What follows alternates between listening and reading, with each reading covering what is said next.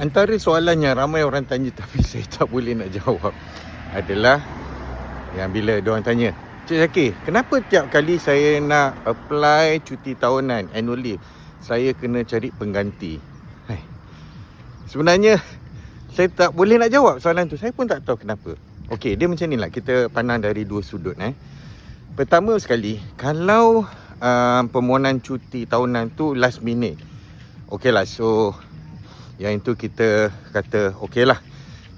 Mungkin sebab bos awak ke, dia tak sempat nak cari pengganti ke apa, jadi dia minta tolong awak cari pengganti. Okey, yang itu kalau dalam kes-kes last minute, okey lah, saya pun faham lah juga.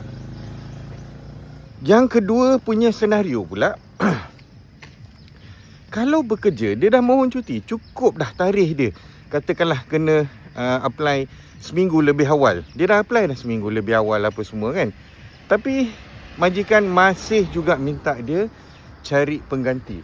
Kalau tak cari pengganti, tak boleh nak cuti. Yang tu saya tak faham. Sebab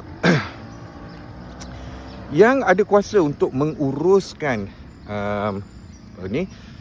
pekerja ni adalah majikan, bukannya pekerja. Dia tak boleh nak paksa-paksa kawan dia ke apa ke untuk tolong gantikan. So sebagai majikan ataupun sebagai bos lah yang kena atur pekerja ni. Okey, so jangan minta pekerja kita tiap kali nak minta cuti tahunan kena cari pengganti, sebab itu adalah tugas bos.